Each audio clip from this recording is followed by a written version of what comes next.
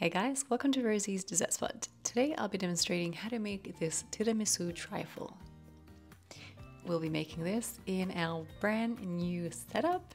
This is a kitchen that you will now see all my tutorials from. So exciting, we finally moved in.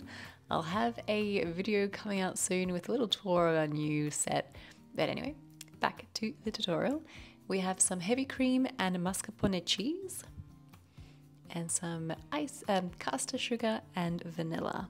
I'll have the recipe amounts in the description box below. This will also be featured in our ebook coming out, should be the end of January.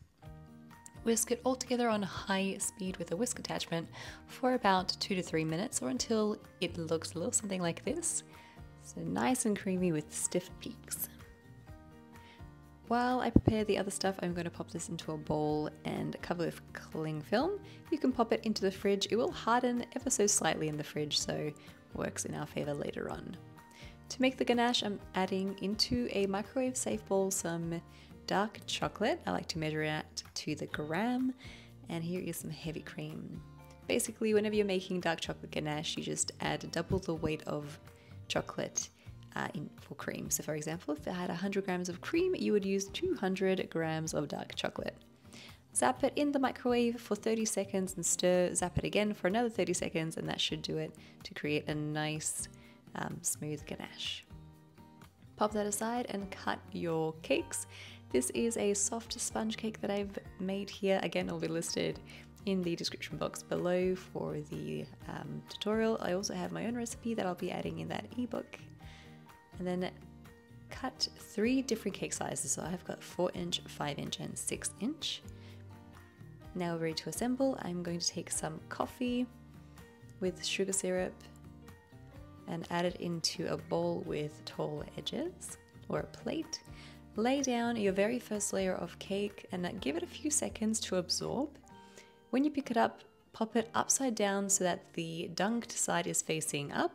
That way the coffee has the opportunity to work its way through the sponge, and gravity will help press it into the other side where it was not dunked. Pipe in your first layer of your mascarpone and cream cheese mixture.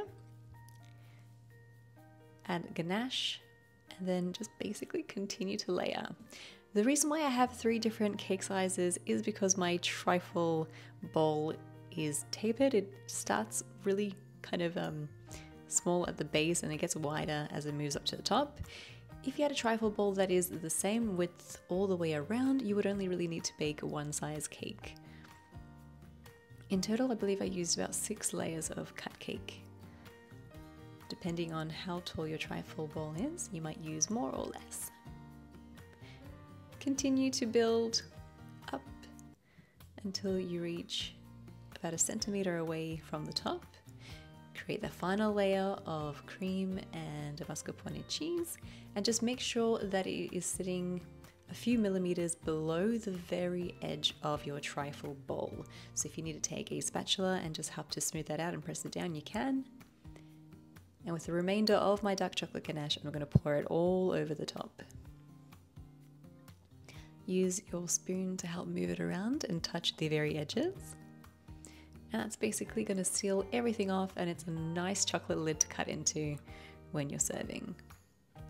For decoration, I've chosen some fresh fruit. Here are some strawberries, and I'm cutting in little slits all the way across and fanning them out to create a bit more interest. Assemble them on your trifle. I popped it into the fridge to set my ganache. That way when I put the strawberries in, it didn't mess with the look of it, otherwise they tend to sink and you get like bulges in your ganache. Add some blueberries behind the strawberries for support to help stand them up. You can add some icing sugar over the top or some cacao powder if you like, and that's it, you're done. That is how you make a delicious tiramisu trifle ready for your next festive event. Hope you guys enjoyed this tutorial and give it a go. Thank you so much for watching, and we'll see you again in the next one.